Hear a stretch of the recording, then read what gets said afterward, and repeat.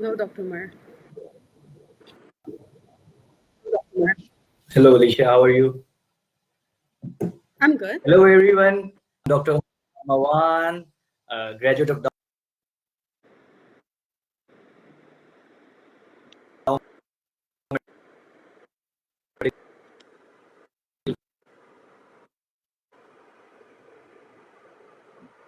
College 2021, 4 to 5 months, a bunch of Hello, Dr. Mer.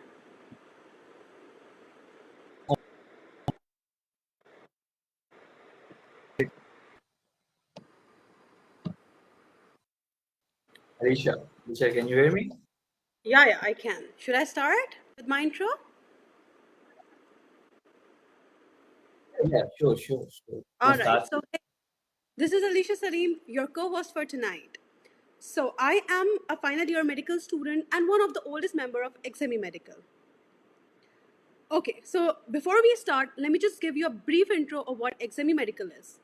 It is an all in one virtual platform combining the excellence between innovation and education, designed for all future healthcare workers using an easy, accessible technology to supplement their studies during and after their education.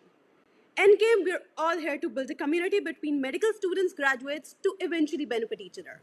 Dr. Umar, can you give introduction on MRCP?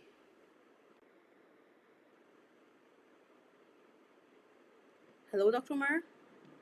Can you hear me?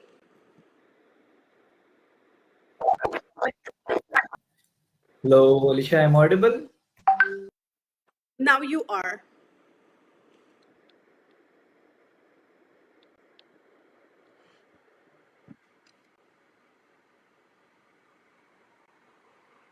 Hello, Dr. Umar.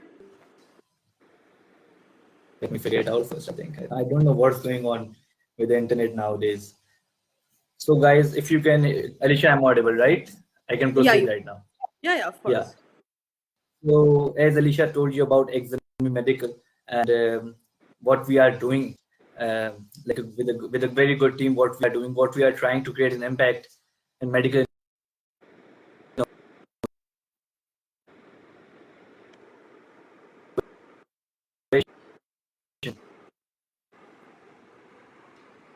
And for 4 to 5 months, we can help each other, can help their research, and can go through the publications easily, finding a mentor and having all their queries solved.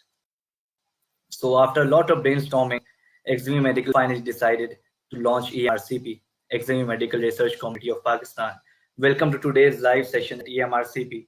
Once again, everyone, we have a very amazing host and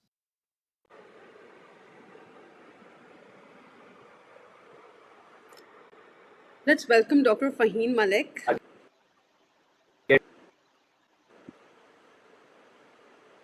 Hello, Dr. speaker, Farheen. Dr. Farheen Malik. Hello, am I audible? Yes, there is a little bit of lagging, I guess. Can you just fix your mic? Yeah, sure. Yeah, it's better now. Hello, Alicia, can you hear How are me you, now? Farheen? How are you? Yeah, it's better now. Yes, Perfect. I'm yes, good. okay. What about you guys? We're I'm good doing too. great. Alhamdulillah, thanks to Almighty. So, Dr. Farheen, first, let me give you guys a brief introduction about Dr. Farheen Malik. Dr. Farheen Malik is a graduate of Dow Medical College as well, batch of D21. And she is going to US teacher and we'll see her very soon, inshallah. And like at the moment, if I'm going to tell you guys, the application she has right now, she has 40 plus publications at the moment, and that's a quite lot of publications. At least for at least for a nerd like me. And I'm not going to tell you guys how many publications she has in her pipeline or are going to be get published by the end of it. It might get some people depressed, and we are here to motivate. I think we are not here to depress anyone. We are here to motivate that you want to do research. We are here for you. We are here for all. Of course. So let's proceed with the questions now, shall we? Hello? Yes, I think So Alicia, you should proceed with the questions. I think Dr. Umar is having a little bit disturbance with his voice, I think. All right. So, Dr. Farheen, we discussed research in our previous session. So, we are going to try to ask questions that were not asked before. Starting with your own experience, what were your greatest struggles the first time you did research? Do you remember your first research paper in Works? How did you overcome it? Okay, to answer this question, I think I have to take you back to 29 December 2016, my first day in Dow Medical College. I think it was orientation day, and I was sitting on those uncomfortable bench chairs, and I heard the word research going around. And of course, I did what any sane person would do. I went home and googled कि दुनिया का सबसे बड़ा researcher कैसे बनना है. समझ कुछ नहीं आया, but that's how my journey started. And first, I approached a lot of professors in Dow Medical College, but soon I learned that they were interested in getting a publication, but they were not interested in teaching you research. Then I approached a lot of seniors, data collection करवा दो, manuscript लिखवा दें, research करनी है, and sadly a lot of them exploited. They made me collect their data, went to the civil, बहुत while करी, and in the end they were like, बेटा first year वालों की तो कोई ऑथरशिप नहीं होती, ओनली एक्नॉलेजमेंट होती है. And guys, bullshit. There is nothing known as acknowledgement. Authorship is about authorship. If you've done your work, you deserve an authorship. Or if someone is convincing you otherwise, it's just exploitation. Then, after all of this sumptuous journey of being put down, telling me that I'm annoying with my research questions, I decided, okay, that's it. I'll do research on my own. So I put a lot of effort in trying to get some case reports. I went to civil. Finally, in third year, that is 2.5 years of me preserving and going towards a goal which I had no idea would be successful or not, I published my first case report. So I feel that if only I had someone, if I had a mentor or someone who was sincere to me, all of this would have been a little bit easy, if not albeit a lot easy. I completely agree, Dr. Farheen. We are all going through the same thing. I can totally relate. Moving on to our next question, which is, let's say for our new viewers or for those starting as an undergrad, what would be the process of obtaining a research proposition? When should they think Okay. about starting research? Okay. So that's a very good question, Alicia. So if anybody who wants to do research, when is the right time to start? The right time to start is right now. I mean, after this live session, but right now. All the excuses कि यार cardio का module बहुत मुश्किल है, इसके बाद करेंगे, ये वाला मॉड्यूल बहुत मुश्किल है, इसके बाद करेंगे, stop. Everyone is doing research, you should start too, right now. Okay, so in order to get research proposition or to be in a position where somebody actually wants to do research with you, you need to acquire a data skill set or a skill set which could help you. First of all, I would recommend everyone to learn SPSS. For simple cross-section studies, for CAP studies, medical-based SPSS of doing chi-square. Is there a disturbance on the line? It's Dr. Umar's, I guess. Oh, okay. So for the skills, as I was saying, for the SPSS, you need to learn at least hands-on on simple tests like p-test, chi-square, putting in the data. After you have acquired this SPSS skill set, move on to learn how to write a manuscript. Now, how would you write a good manuscript? In order to write well, you need to read. You need to read a lot. And how would you read? You need to subscribe to big short journals like Lancet, JAMA, and any specialty in which you're interested in. Subscribe to their journal. Take an hour a day, each day, to read the different researches. Read what is going on around the world, what type of researches are being going around. Second, what you need to do is dabble your hand in maybe getting a Grammarly subscription. If you feel that maybe maybe your spelling and grammatical errors are too much in your manuscript writing, then maybe invest in a software like Grammarly. Okay. Third, I want you to find like-minded people, people who are willing to do the hard work, people who believe in hard work rather than shortcuts, and make a team with them. All right, Dr. Farheen. On this, I'm gonna ask like a personal question from you. For example, I do not know how to do SPS. I'm good. Like when it comes to writing, I'm good at it. So, is it Hmm. necessary for me to learn SPSS as well, or it's good if Okay. I stick with writing? That's a very good question. Actually, I'm like that as well. That I have more command over writing rather than numbers. Numbers make me crazy and dizzy. But I still feel, maybe it will not be your best forte. And when you're doing a research with a team which is supporting you, you can do the manuscript writing, and someone can else do the SPSS. But at least you need to learn the basics of SPSS. Because one of the most important thing is knowing how to do research on your own. When you know SPSS, you won't need to depend on a statistician. You won't need to depend on someone and run after them to make the results. You can do it themselves. You can do it yourself if you've learned SPSS. All right, makes sense. Thank you so much for this. Okay, so let's moving on to the next question, Dr. Umar. Like, Dr. Umar, can you hear us? All right, I'll just continue with that. How many different type of researchers are there? And is it possible for a student in medical school to avail this opportunity? That is, but Okay. the main question is how many? Alicia, can you hear me? Is there a little bit disturbance in my mic? A little, yes. Okay. Is it better now? It's okay, I feel. Okay. So, what type of researchers are there? Okay, so well, basically, there is an evidence pyramid.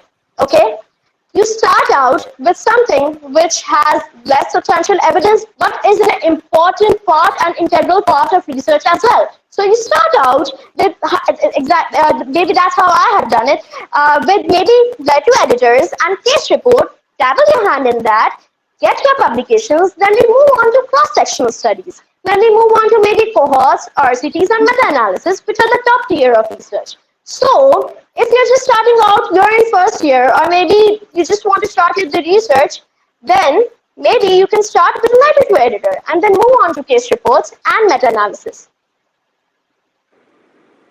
All right, this is interesting. Okay, moving on to our next question. What are different platforms you can use to reach out to doctors and check their previous researches? Or even how do you develop a keen interest in research? Okay. Like how to choose a topic So, as well. okay, choose the topic as well. Okay, so that's a three-part tier question. First question is how to approach mentors. You need to approach mentors in a way that, well, ResearchGate is a website which is just a fancy way of calling it a research Facebook. Anybody who's interested in research or is doing research will post it on the ResearchGate. And you can approach them, you can message them, you can connect with them. And that's how you can approach mentors. The second part of the question is that how do I pick a topic? Well, it depends. For example, if you are doing, let's say, a letter to editor, how would you approach a topic of that? Well, go home and subscribe to Dawn Magazine, Tribune Health, and all the other health-related newspaper subscriptions. For as soon as some sort of maybe virus or epidemic hits, you'll get the notification. You will read up the literature, and then you can write about it in the letter editor and get it published. Similarly, for a case report, what you can do is that whatever institute or whatever hospital you're affiliated with, for example, if from Dow, you can go to Seville. If you're from Zaldin, you can go to Zaldin Hospital, go to the pediatric ward, go to the medicine ward, go to the surgery ward, talk to the residents there. Say, I'm interested in writing a case report. Do you, in your 2 or 3 years here, have encountered any rare manifestation of a disease in which you'll be interested in? Chances are they will be. Because they would have come across a very rare case, they would have a very good presentation hidden in their phone somewhere, but they don't have the time to write the research. And that's where you come in. You write it for them, you put them as part of the authorship and get yourself published. Similarly, that was for the editor and case report. Now for cross-sectional studies. Cross-sectional studies are twofold. One is simple CAP studies. What are CAP studies? CAP studies are knowledge, attitude, and practice studies. Basically, for example, knowledge, attitude, and practice of medical students regarding, let's say, monkeypox virus. And these researchers are observational studies, and you can even get around getting an institution review board, and you can publish it and form the questionnaire yourself. Maybe 5 medical students can form the questionnaire, get the data filled, and publish it in a good article, in a good journal. Similarly, the other fold is clinical studies. Now, clinical studies always require an IRB. So what you need to do is approach maybe some professors or residents and talk about how you're interested in research and maybe form a topic yourself. For example, one of our study was of in civil, there's a lot of inflow of cirrhotic patients. So we noticed that, and we went and we searched what type of research we can do related to that. And we did the frequency of restless leg syndrome, RLS, in cirrhotic patients. That's how we formulated the need for the topic as well as the convenience of which we can do something in civil. And we talked to the professor, we got the institution review board, and we published the article. Moving on to meta-analysis, after you feel that you have a certain command over your cross-sectional and cohort studies, then you can move into meta-analysis, which basically encompasses all of the cross-sectional studies into more substantial evidence. I hope that answers the question. Yeah, this is actually very helpful. Like, it's all about approaching your mentor, like choosing who to approach. Am I right, Dr. Farheen? Yes, definitely. All right, so moving on to the other question, how can one increase their chances on publishing their manuscript? Alicia, can you repeat that question again? Sure, but I cannot hear you. Like, can you speak a little louder? Can you hear me now? It's very low. Okay, let me connect. Like, your volume is very low. Oh, Dr. Umar is here. Hello, Dr. Umar. Okay, can you hear me now? Is it audible? My voice is audible now? Oh, yes, perfect. It's perfect. All right, so my question was, how can one increase their chances on publishing their manuscript? Okay, so in order to increase your chances to get your research published, you need to cater to the journal you're sending, and you need to define your set of goals. For example, if I do a public health related research, I will not be sending it maybe in a clinical medical journal, right? I will send it to maybe a journal whose paradigm and scope focuses more on, let's say, public health.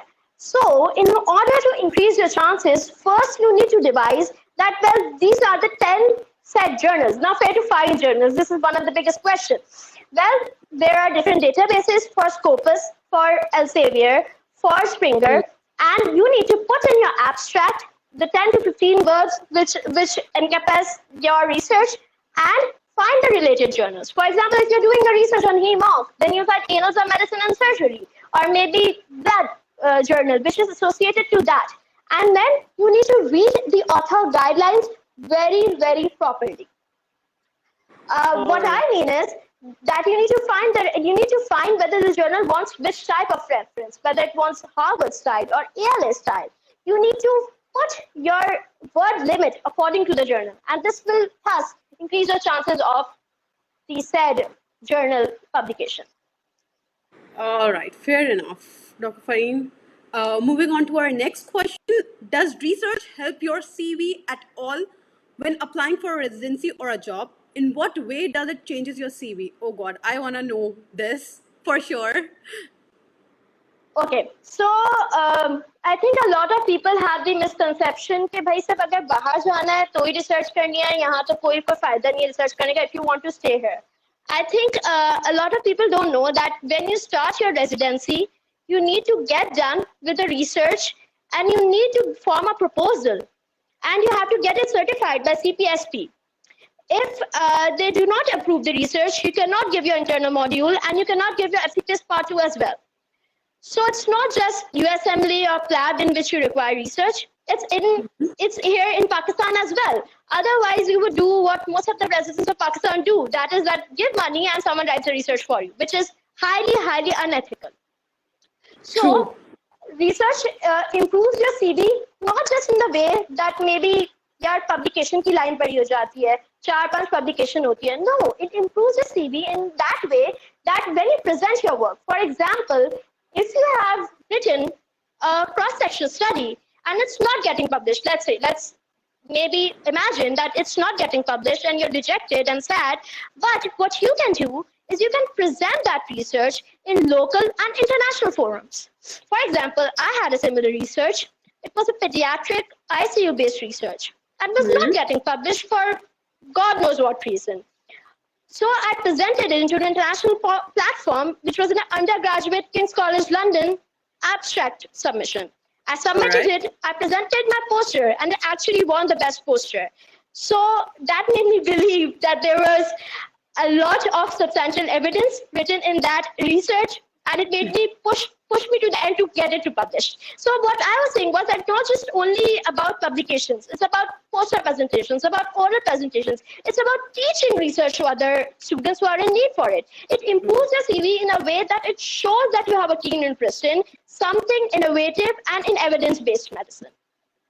That is actually very true. I have seen a lot of people like paying and getting a research, but that's really, really bad. Like we work really hard to get it published. So yeah, I know how it feels. Okay, so moving on to our next question, which is, can you tell us about one of your research that you really enjoyed being a part of? You're one of the best publication and it changed your outlook or you were so excited about it. Like, is there any research? Okay, actually there are two. The first research, it was actually my first cross-sectional study. We were doing, it was a simple topic, I'll be honest, but my first study, I started it in second year. It was just hand washing hygiene practices in healthcare worker. So basically we just sat and then we just looked at healthcare workers, nurses, ward boys, ayas, and we just saw what was their compliance for hand washing hygiene. Did they use an alcohol-based disinfectant? Did they even wash their hands? And when we wrote the manuscript and we sent it to some seniors, they actually laughed. They just felt that it was not in the need of the time, and they asked us actually the question that what are you trying to achieve with this research? And to be honest, I had a lot of faith in that research. I felt that it had some sort of substantial evidence. So I went ahead and I got it published, rightly not in a very good, amazing journal, mid-tier, maybe even low-tier journal. But as soon as my research got published, COVID-19 pandemic struck. And now everyone was very interested in hand hygiene practices. And the citation for that article went up, it shoot up. And that was, I think, a lesson for me as well. And for anyone who's listening, have faith in your research. Have faith in your topic. You put a lot of effort into it. Don't let someone's opinion or someone's snobbish behavior force you from not letting it get published. My second research is which, sorry, you can say? No, go on. I'm so sorry. Go on. My second research is something which I have not published yet, but it's basically what I feel is about the gender inequalities in provision of healthcare, because I feel that there were a lot of complications when we talked about COVID-19 vaccine. For example, there were myalgias, there were maybe headaches and stuff like that, but nobody talked about the ministerial irregularities of COVID vaccine. Every woman group that I went, I saw girls talking about it. I saw everyone talking about it. I saw girls talking about how the COVID vaccine caused them oligomenorrhea. Some said they had dysmenorrhea, but there were no research going on at that time. So I felt that it was need of the time to form the research. We're still in the process of getting it published, but hopefully it would be one day. Inshallah, these topics are really, really interesting and they need to be addressed, of course. Okay, there are questions in our comment section below. Let's just go through them quickly. Can you guide us about proxy researches? Proxy researches? Yeah. Proxy research, as far as I know, is when you put your name in some other research or someone does the research for you.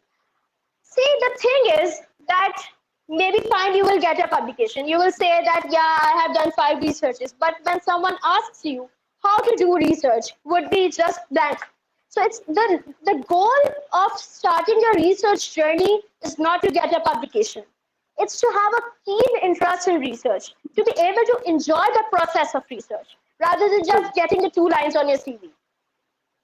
I agree. It's like we should do research to enhance our knowledge, that not for publications or to build our CV. All right. Exactly. So can you please talk importance of IRBs? Are they really necessary in the long run? Okay. So that's actually a very good question. That was something which annoyed me when I was starting out. So basically, I think a lot of people will be wondering, what exactly is an IRB or ERC? Whenever you start a research from a, for example, said institute, for example, if you're doing a research of healthcare workers in civil hospital, you will need an institutional board review, which is basically a NOC or civil hospital or Dow University management saying, well, we don't have a problem with you doing this research. But the problem is that Dow doesn't give IRB so easily, and many institutions don't. And it's very hard to get an IRB. The only way around getting an IRB for cross-sectional studies is if it's an observational study. There was no intervention. You did not go out and talk to that person. You just observe their behavior. The other way around of getting publications without an IRB is doing either a case report, doing a letter to editor, and doing meta-analysis. They do not require an IRB. All right. Okay. This was interesting. Okay, so the next question in our comment section is how to find an interesting case.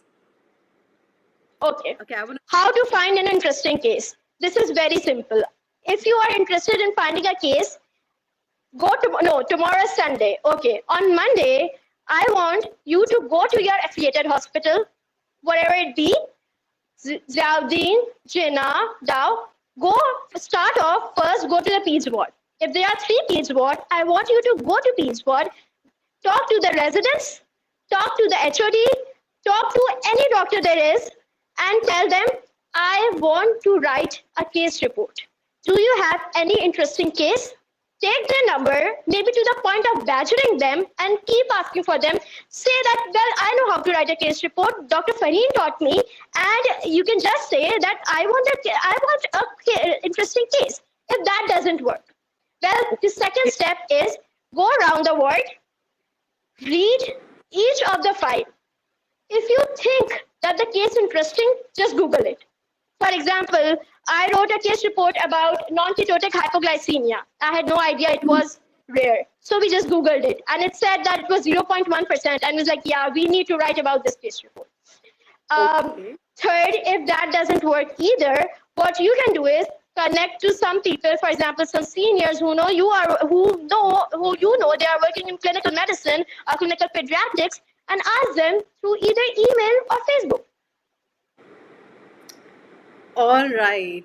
This is actually a good idea. I'm going to do that for sure. Thank you. Okay, so Welcome. the next question in our comment section is how many authors can participate in one research? Okay. So this varies. For example, letter to editor, which is basically just about, let's say, 3 paragraphs long, like 2 Microsoft Word files with 12 spacing, that would get about that would require about 3 to 5 authors maximum. But of course, you need to keep in mind before recruiting a lot of people in which journal you're trying to send to. For example, JPMA only allows 3 authors in their letter editor. So before recruiting a 10-person team to get a JPMA letter, you need to step back and see, well, I'm trying to send it to JPMA and they only require 3 people. So I only need to recruit 3 members. Similarly, for cross-section study, it may require about 10 to 12 people. For meta-analysis, same as well. For case report, usually 5 is the maximum. All right. Okay, there are a lot of questions in the comment section below. So let's just quickly go through them. Okay, go ahead. How to do a literature review quickly? Okay, how to do a literature review quickly? Well, there's no easy way out of a literature review. It's, I know, the most taxing task, but what you need to do is define your filters. Either you're going for Google Scholar or PubMed, define your filters. If you're, for example, working on a COVID study, well, 3 years back, there were no research regarding that, right? So you can just put in the last 3-year filter, put your string words and keywords and metrics very, very accurately and precisely, and divide and conquer. All of the people involved in the research should do literature review. Divide it according to the pages. For example, first person will do Google Scholar first page, said and said. And I think it would be easier for you to do literature review that way. Oh, yes. Okay. So, there's another question. If a Dow students get a chance to work with a team who are going to publish their research in JPMC journal, do they need permission from their respective university? No, they don't. If the said research has an IRB, you yourself as someone who has just contributed to the manuscript or contributed to the data analysis or data collection don't need a separate permission from Dow. All right. Okay. And if someone publishes research in Pakistan, is that recognized as well?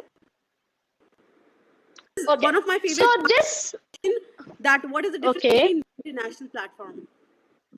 Okay. So this opens up the discussion to what I think is a quite controversial topic of PubMed versus non-PubMed journals, and should you go ahead and publish it or not. You see, in Pakistan, we have about, I think, as far as I know, only 3 PubMed recognized journals. What exactly is PubMed? Well, it's just a seal in which we say that PubMed journal hai, so it means that the evidence is substantial. Okay, the journal is pretty good if it's PubMed certified. In Pakistan, there are, I think, 3 set journals: Ayub Medical, JPMA, and PGMS, Pakistan Journal and Medical Sciences. I think these are the 3 journals which are PubMed certified according to my knowledge. So if you publish in that, well, then it's just good as in an international forum. But of course, there's something known as journal rating and journal index.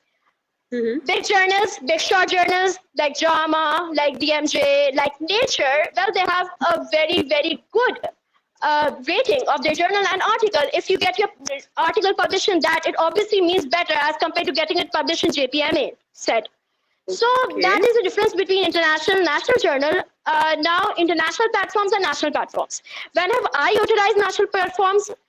I have utilized national platforms for conferences.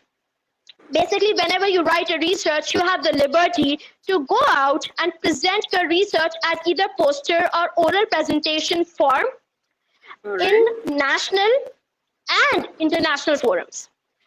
Because since it's kind of very impossible for me, unless before COVID-19, it was pretty impossible for me to go out and maybe present my research in, who knows, maybe in Greece. It was impossible for me. So I utilized national forums. There was, for example, undergraduate conference at Liaquat National Hospital. I went there and presented my research. There was a conference in Dow Ojha, and I presented there, and I won best presentation. So that is how I utilize the national aspect and national conferences. But now, after COVID times and during COVID times, you can also present your research on international platforms as well. How?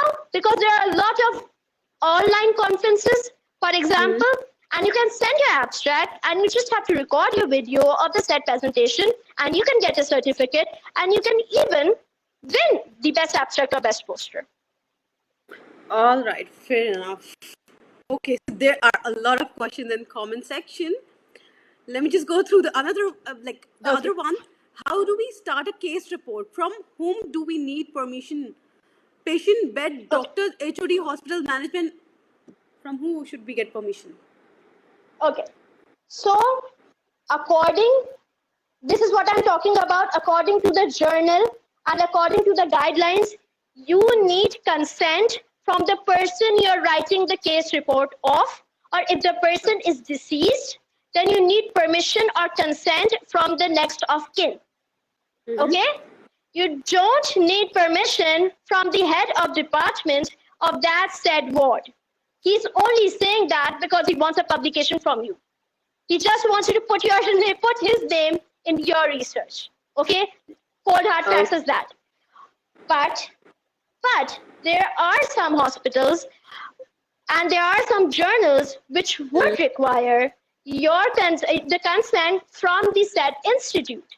But government sectors like JINA, civil would not require a consent from the HOD or from the doctor. You just need to go ahead, find a resident, find a doctor who wants to get their research published, take their number, badger them, ask them, please send me the case presentation. I'm desperate in need for a case report. And trust me, they will give you because they want a publication as well. Oh, okay. All right. Okay, so there is one more question. How do you formulate a topic to get published in PubMed? In PubMed. Okay. So PubMed is just a database. All right. PubMed is just a database, and there are journals who are certified into the database by PubMed. Okay. So if you are saying that, well, I want to do a research which is done by PubMed, no, that's not it. You want to do a research in a journal which is recognized by PubMed. And how to do that? Well, start off with a letter to editor. For example, right now, monkeypox virus is going rampant. Write maybe a public health concern regarding the letter to editor. Subscribe to Tribune. See whatever health concern is going around in Pakistan, in Afghanistan, in third world countries. Even talk about the US system and healthcare system. Then write the manuscript. Find said journals. How will you find the journal? Write an abstract.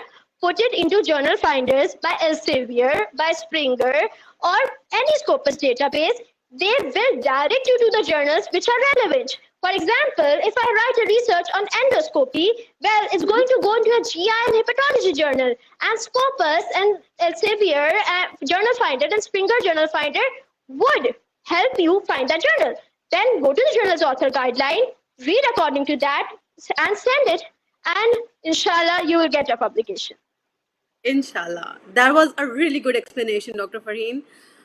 Okay, moving on to the next one. How many research med should students be a part of before graduation? How many research, sorry?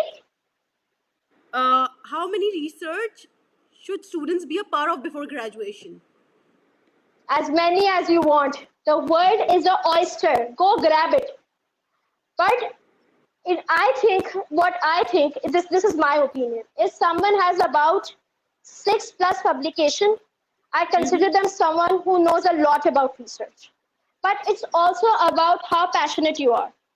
If you're passionate about something, well, then you can have about 30+ publications. But the quality of research also matters. So it's not just about, for example, getting 50 letter to editors. You should have some cross-sectional studies in the mix, some meta-analysis, some case reports to show diversity and variance, to show that, well, you do know different aspects of research and you know how to learn and you know how to publish. All right. Okay.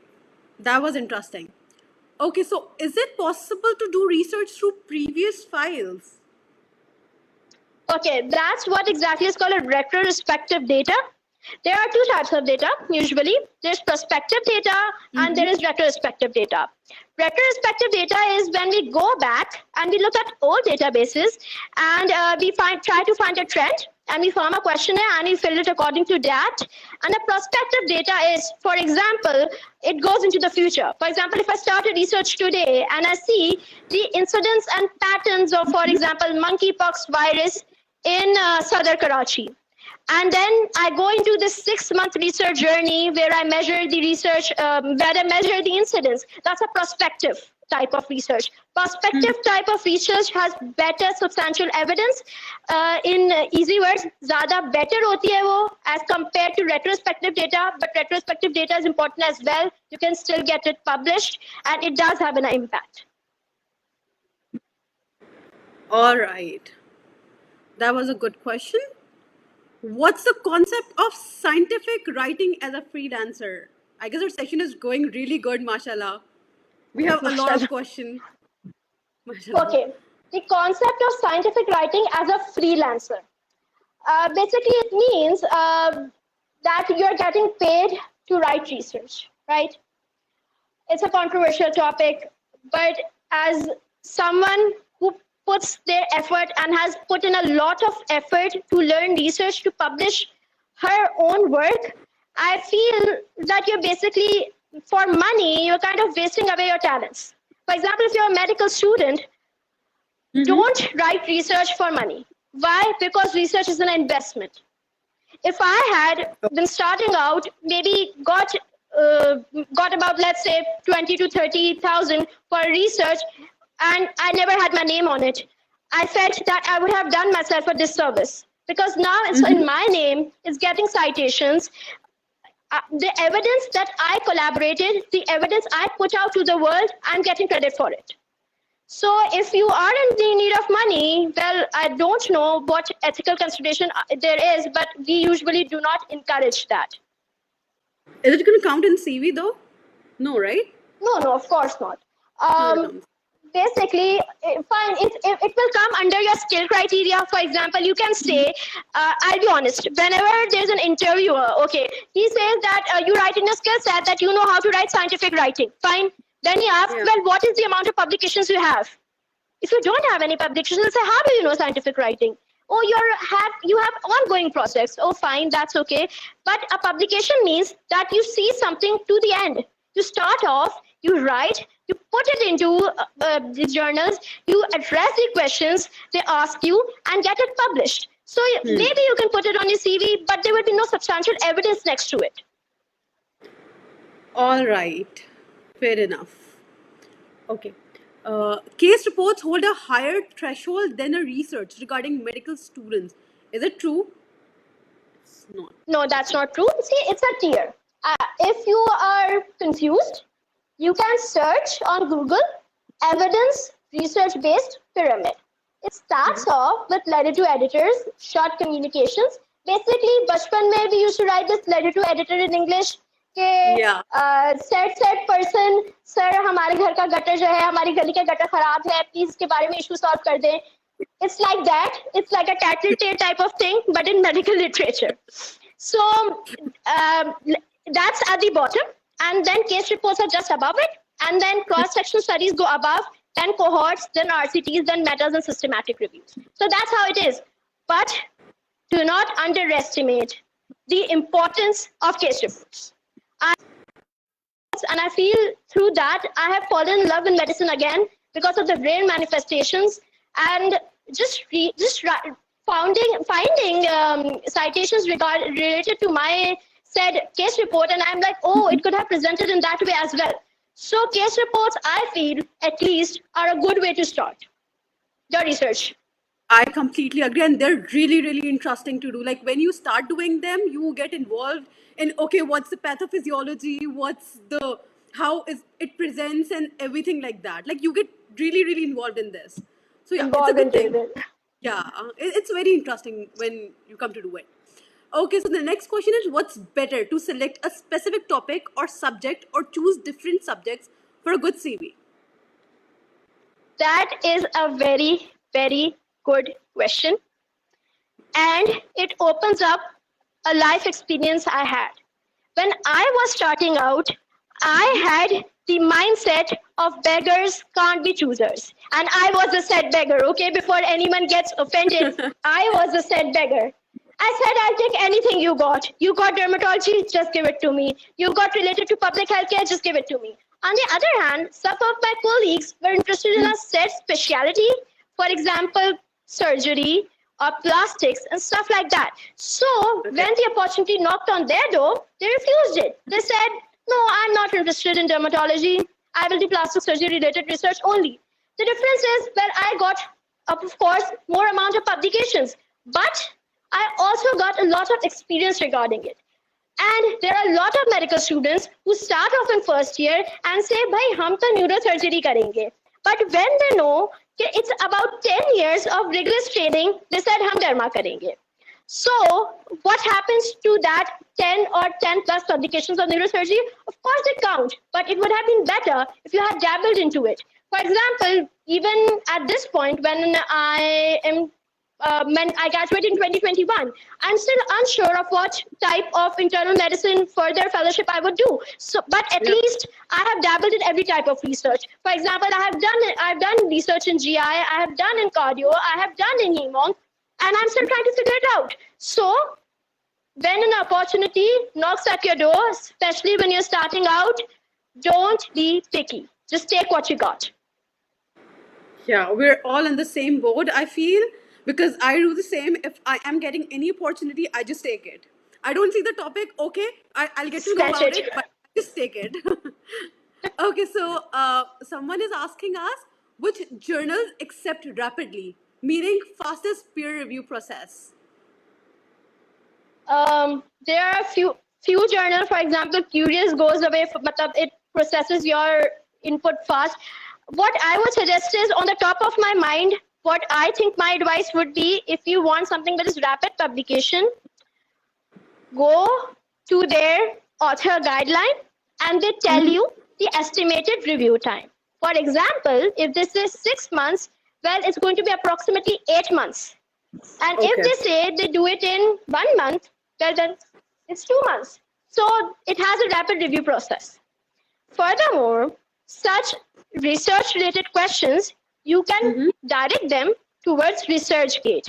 ResearchGate is, I'm not sponsored by ResearchGate, I wish I was, but it's a platform, like I said, I think my voice got distorted a bit. It's a platform of research like Facebook. सब जो अपनी fancy research कर रहे हैं वो Facebook पे नहीं लगा रहे, वो रिसर्च गेट पे लगा रहे हैं, आप उनको जाके चेक करें, ठीक है? एंड जो आपका बैचमेट कह रहा है, नहीं मैं तो कोई रिसर्च नहीं कर रहा, उसका रिसर्च गेट पे चेक करो, वो कर रहा है. I've done it a lot of times. I would lie. Okay. बस अब यही स्टॉकिंग है, रिसर्च की stocking. Yeah, I got really depressed beach mein when I had no publication. I'm like, okay, what's happening? Okay, so let's move on to the next question. What technical difficulty a student face while studying or working and research in Pakistan? Acha, actually there is a lot. Okay, I will talk about with my experience and my colleagues' experience. When starting out, first of all, we don't know what type of research we can do. So that's what I have answered previously. We can do like without anyone's help. Like if you tomorroमतलब decide that, well, I saw Dr. Farheen's live and I'm going to do research on my own और मुझे किसी की जरूरत नहीं है, मतलब मैं self independent हूँ, सही है, so you can do case reports, just go and ask a resident and do it on your own, don't need consent. You can do letter to editors by yourself, you can do systematic reviews by yourself. Why I'm highlighting this is because सबसे ज़्यादा मसला यही आता है कि I need to involve someone else for my research and maybe some sort of senior or some professor and they just delay the process. वो इतनी ज़्यादा उसके अंदर कह सकते हैं कीड़े कह सकते हैं निकालते हैं उसमें कि I just get frustrated and I feel that they are not interested in the publication process. So that was one of the technical difficulties I faced. The second was that most of the journals maybe require some sort of APC charges or money, which I do not have because I'm broke. So what you can go around is maybe talk to some seniors, and seniors I meant professors, and say, well, I'm doing this research. Would you be nice and care enough if I put your authorship? Would you be nice enough to sponsor it? And maybe they would be willing to. You'd be surprised what extent people go for research. That is the second most problem I found. And the third was finding a good mentor. There's a lot of exploitation in the research journey, I felt, and it's very hard to find a good mentor who would push you and say, कि नहीं, तुम अपना नाम डालो at the first position and I'll take a step back. It's very hard to find someone. So I'm still looking for someone, to be honest. Some mentor would say, Farheen, Dr. Farheen, आप अपना नाम डालें, मैं last में होता हूँ. Everybody just wants their first position. So, but still, look for someone. If you feel that you're being used, don't be an idiot. Just call out that person and maybe don't do more work from them. Okay. That was a really good advice from your side, honestly. Okay, so which journal are easier to get a research published into for a first timer? Okay, it depends. Okay, have a realistic goal. What do I mean by that? What does it mean that Dr. Farheen कह रही है भाई पार भी ना देखो? नहीं. If you have written a normal research, आपको पता है आपकी research के impact कितना है. ठीक है? If it's mediocre, find mediocre journal. कल आप COVID-19 के बारे में थोड़ा एक पुराने से टॉपिक लिखोगे. Don't expect it to get published in Lancet or BMJ. I mean, it's good to dream, but let's be realistic.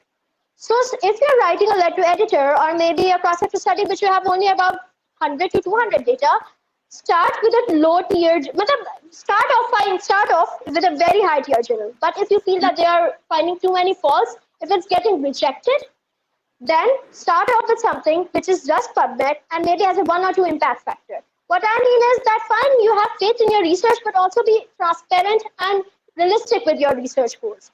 Curious actually publishes first. There's medicines, annals or medicine and surgery, that publishes first.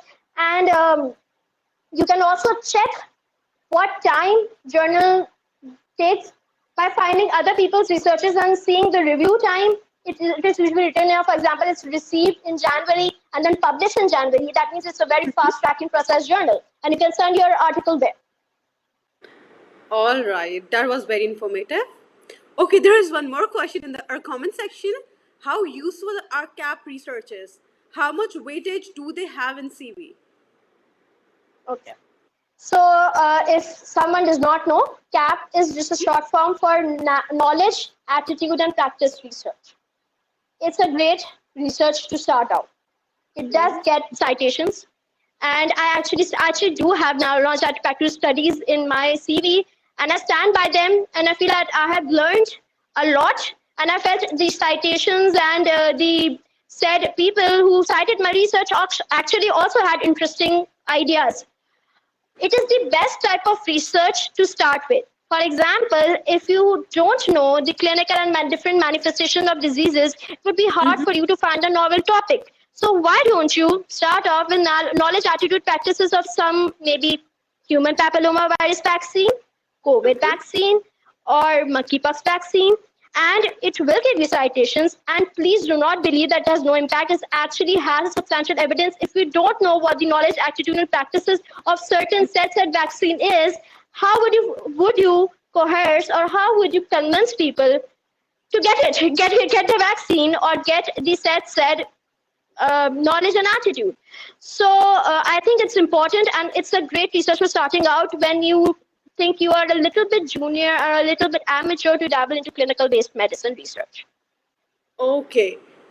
Your first research was a CAP research too, right? That hand-washing one. Yes. It was a CAP research. Okay. So can you tell anything about it? How can we conduct one while studying or working? Okay. I want to know this. So basically, audit is a quality control study.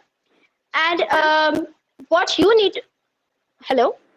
Yeah, continue. Is my voice audible? Yeah.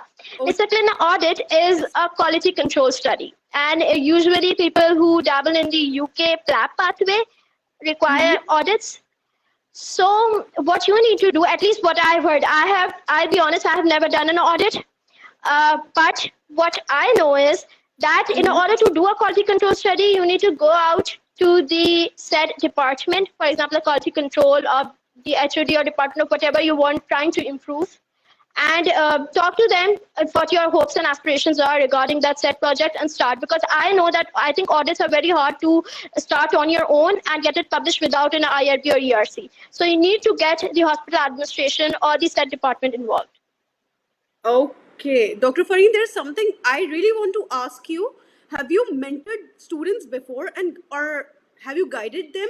Could you tell us a little more about your passion in mentoring, a little background you can give to all of us? Okay, like I said, I never had a good mentor, but I try to be the mentor I wish I had. So I have mentored a lot of, especially down medical students who come out to me and message me and say that, Dr. Farheen, let's do this in this topic and let's get it published. I've gotten case reports and studies published as well with my students, with people I'm mentoring, my mentees. And I feel that it's very important to give part. For example, if I had a mentor, I would have started publishing in maybe first year. But I did not, because I did not have one. So I try to help everyone at whatever part of the research journey they are in, and try to give them shortcuts and try to make them aware of the mistakes I made so that they don't do them themselves. That's really, really sweet of you, Dr. Farheen, because I have struggled a whole year to find a good mentor. So you're definitely like a very good Thank mentor. Inshallah, you will be. For all of our EMRCP people. Okay, so could you tell us on what EMRCP could mean to a lot of people? Like a little review about it. So I joined and I was invited by EMRCP to be a research mentor. And my goal with this said platform is that the dream or the idea or the aspiration that I too, but that anyone who's at home, that I too will have a research publication, I will have a lot of research publication, should not be a far-fetched idea. Should be something within your reach, something which I can equip you, which I can give you the set skills required, that when the opportunity knocks at your door, you're willing to take it. You're not hesitant. You're not apprehensive that maybe I don't know. You are confident to take the opportunity, get yourself published, and maybe you, in 2 years, are mentoring other students for research. So that is what my goal is with EMRCP, so that I could teach you whatever is required, the long pathway or the short pathway, whatever can be acquired, and equip you with all the needed care. All right. That was a perfect, like a summary type thing. Okay, so we have one more question in our comment section below. How can we approach you if we need guidance at any point? Okay.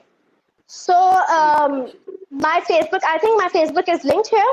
You can message me, but nobody will message me at 2 a.m. on Facebook. A lot of people message me at 2 a.m. But 2 a.m. I don't know what the thing is. I'm sleeping. Don't message me at 2 a.m. I will drop my email address as well, and you can of course approach me through EMRCP platform as well. I will be more than happy to help you in any way possible. Oh, yeah, one of our mentor in EMRCP. So of course they can contact you there anytime. Okay, so Dr. Farheen, if you want to add on anything, because we're winding up.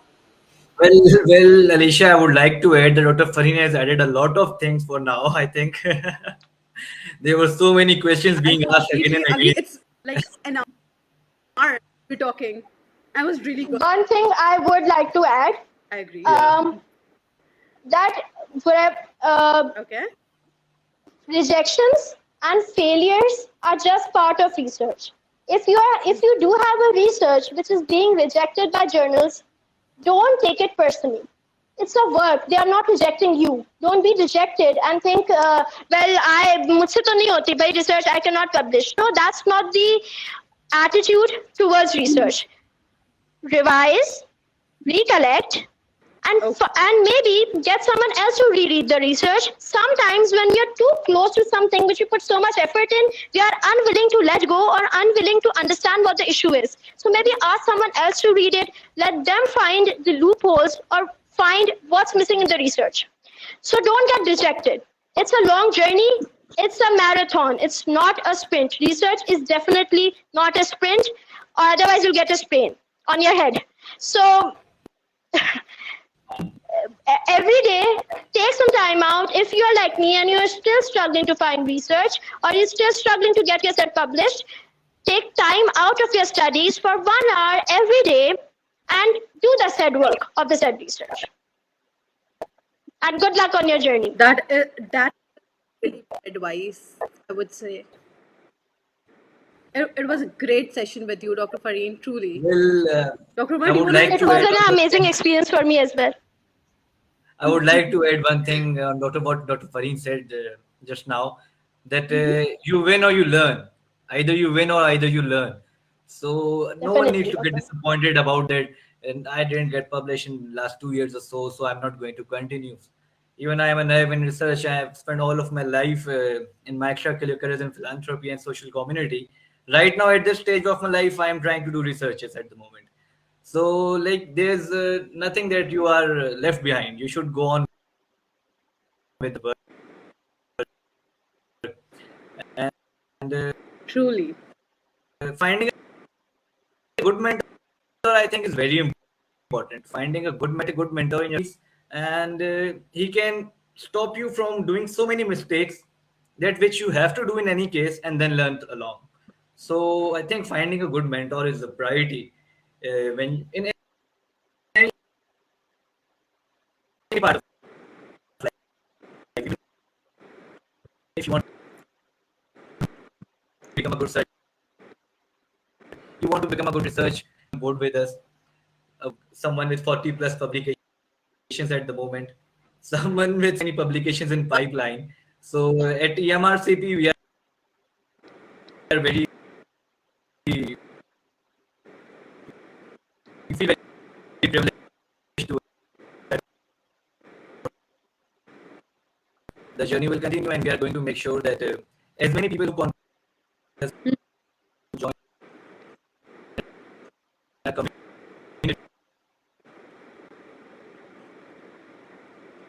help them as we can. Well, thank you so much, Dr. Farheen, for coming live with us over here with XME. So, It was my pleasure. Dr. Umar, Something in the end, I guess. Hello, Dr. Umar. Okay. So it was a really informative session. Thank you so much, Dr. Farheen. I hope we got all our answers. Like, we got to answer everyone's question during this session. Unfortunately, we are near, so don't forget to like and subscribe to EM Research Wing. We would love to hear what was your favorite part in the comment section below down. I personally am very excited about this whole research project we are coming up with. You all have been a great audience. I'm Alicia Salim. Goodbye for now until we see you next time only at EMRCP or XME Medical. Thank you so much.